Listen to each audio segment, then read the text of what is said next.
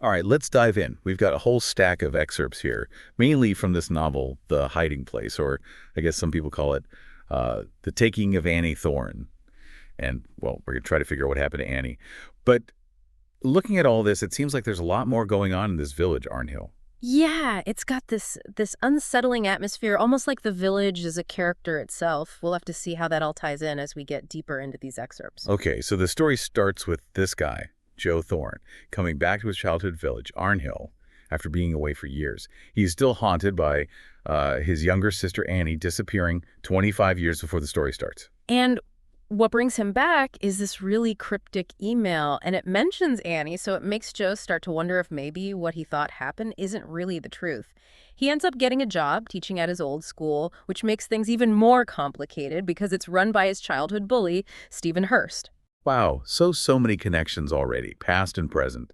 And as the story goes on, it jumps back and forth between the present and flashbacks to when Joe was a teenager. Yeah. It's like the story is a puzzle and the pieces are these little bits of information about what led up to Annie disappearing. Exactly. It keeps you guessing, trying to figure out the truth along with Joe.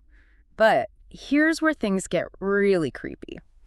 Joe finds this hidden underground chamber in the old colliery site. And what's in this chamber? Bones. Bones, arranged in these strange patterns too? Super creepy, right? It makes you realize there's a whole dark history here, a lot more than anyone first thought. Like the village has been hiding something dark, and on that note, there's this imagery that keeps popping up, coal dust, this smell of rot and snow. It creates this really uneasy feeling. Yeah, it's all very unsettling. So as we go through these excerpts, let's think about some of the big themes that come up.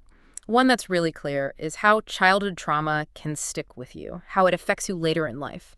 We can see that with Joe. He's really struggling with his sister vanishing, and he feels guilty about it. It's like the past won't let go. It really is. And, we talked about it before, how the village is like a character itself. Arnhill has this almost sinister energy, like it influences everyone who lives there. Yeah. Makes you think, does the place shape the people? Or do the people shape the place? Right. It's like a chicken or the egg thing almost. One thing that makes The Taking of Annie Thorne really interesting is how it messes with how you see what's real. Joe, the narrator, he's struggling with addiction and he have all these memories, but you're never sure if they're accurate. He's unreliable, which adds a whole other level to the story. It makes you second guess everything, right? You're trying to figure out what really happened, along with Joe, going through all his memories with him. And with the mystery and suspense, plus this unreliable narrator, it almost feels like a psychological thriller at times. Are the supernatural parts real, or is it all in Joe's head? It really keeps you guessing. That's a good point. It makes me think everyone has places from their childhood, right? A park, a building, a street, and they all have memories and emotions attached to them. Do you think those places still have power over us, even after all these years? That's interesting. You know what gets to me? Annie. She's so young, so vulnerable, and even though she supposedly comes back at some point, something about her feels off, almost like a ghost. It makes me think about how we build people up in our memories, the people we've lost, and how those images might not be totally true. That's a good point. And it feeds into those themes of memory and the past that we've been discussing. It's like Joe has this idealized version of Annie in his mind, and confronting the reality of her might be part of what he needs to do to move on. So as we start dipping into these excerpts, I'm curious, what stands out to you about this story so far? What parts intrigue you the most? And what questions do you have about what happened or the characters? Keep those questions in mind as we delve deeper into the excerpts. There's so much more to uncover, so many twists and turns to explore. It's interesting how the book keeps coming back to this image of snowmen.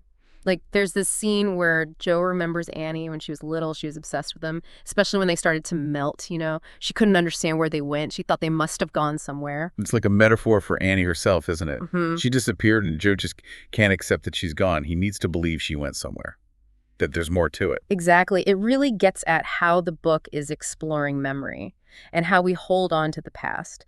Joe, going back to Arnhill, it's like he's trying to deal with those memories, trying to make sense of what happened. Yeah, and the colliery, that abandoned mine, it becomes like this symbol of Arnhill's past, literally and metaphorically, right? Yeah. Like, we learned that the mine shut down suddenly in 1988, and there were all these rumors about unsafe practices, things left buried, hazards, that kind of thing. Yeah, and there are these recurring mentions of, like, ground subsidence, sinkholes opening up. It makes you feel like Something's hidden underneath, waiting to come out. Like the village is hiding something, and Joe's digging it up, even if he doesn't mean to. It's creepy. And we also find out about Arnhill's history, how it's all tied up with the mine. There's the Arnhill Colliery disaster in 1949, the murder-suicide back in 1857 with this guy Edgar Horn, and then all these unexplained deaths and disappearances over the years. Right, it's like a collection of local legends passed down. All these stories, they add to that feeling of dread and suggest that maybe there's this pattern of tragedy that just keeps repeating in Arnhill. Like a curse, almost. But then you have this character, Zechariah Hurst. He was like a spiritual healer, supposed to have done all these miracles in Arnhill back in the 19th century. Oh, and there's definitely a connection to Stephen Hurst, Joe's bully, the headmaster now. It adds another layer to the village's history, maybe even ties into what's going on in the present. Right, like Zechariah Hurst was the opposite of the mine, the opposite of all the tragedy. He brought hope and healing, while the mine brought, darkness and death. Makes you wonder, is Arnhill a place of miracles or tragedies? Maybe both, like you said earlier, a mix of both. A place where the past is still shaping what's happening now. And then there's Marie. She was part of Hurst's gang when they were kids, but she's also the only one who seems to actually care about Joe now. She's sick, cancer, and Hurst is trying so hard to find a cure. Even looking into this clinic in America, that sounds pretty shady. It's another layer of tragedy, isn't it? This desperation, people going to extremes for the people they love. It makes you think about the choices we make when we're facing the impossible. And then Joe finds out the clinic doesn't even exist. Hurst has been lying, maybe to protect Marie, but probably more likely to keep control. It shows how their lives are still so connected after all this time. Yeah, this whole web of lies and manipulation. Seems like no one's safe. And, speaking of lies, we find out that Joe's been repressing this huge memory. He was actually the one driving the car in the accident that hurt him and killed his dad. Wow, yeah. He's been blaming himself for Annie disappearing, but now his guilt is even worse. He's carrying this awful secret, which changes how you see his character, why he's back in Arnhill. And it makes him even more unreliable as a narrator, right? Right. We see how his guilt and his need to make things right are twisting his memories and how he sees everything. So he confronts Hurst, and in this huge scene, he blows up that underground chamber. It's like a symbolic act of destruction, but also maybe a desperate attempt to break free from everything. Right. Can he actually escape what he's done? Or will the past always haunt him? Good question. And then there's Gloria, the one who ends up killing Marie and Hurst. But it's clear she's being used by someone. She's just a pawn. Yeah, which suggests there's something bigger going on, forces that Joe doesn't understand, forces connected to the village's weird history. Makes you wonder, who's really in control in Arnhill? What is it? It makes you think, yeah. So the book ends with Joe leaving Arnhill, beaten up, but seemingly free. But then that last scene with Brendan, his friend, it makes you question that freedom. They're talking about everything that happened, the money Joe still owes, all that. But Brendan's last question, do you really think it's over? It sends chills down your spine. Definitely. It's a reminder that the past can reach out and grab you, that what we do can have consequences long after we think we've gotten away. And then, the epilogue. It shifts to Henry, this young boy living in Arnhill with his mom. Seems totally separate from Joe's story at first. It's like a whole new perspective on the village, new characters. Henry meets these two kids, a boy and a girl they ask him to play. Yeah, but there's something off about them. They're described as almost otherworldly. The girl touches Henry and her hand is freezing. And they're both barefoot, which is super creepy.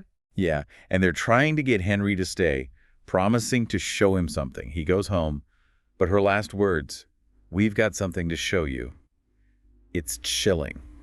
It leaves you with so many questions. Who are these kids? What's their connection to Arnhill and its history? It's a final twist that reminds you that the secrets of this place run deep, and the past can come back in really unexpected, unsettling ways. It's like the story isn't really over yet. Yeah. There's still something lurking beneath the surface. Exactly. The Taking of Annie Thorne leaves you feeling uneasy, questioning what's real, the power of the past, the darkness hidden under even the most normal places. We were just talking about that epilogue with Henry and those creepy kids. But there's something else that makes it even creepier. It's in the acknowledgments. The author, C.J. Tudor, she writes them from her own perspective. Oh, yeah, that's right. It's like breaking the fourth wall, you know? Yeah. Blurs the lines between what's real and what's made up. Makes you wonder if any of it is based on her own life. Well, she mentions growing up in a mining village in Nottinghamshire.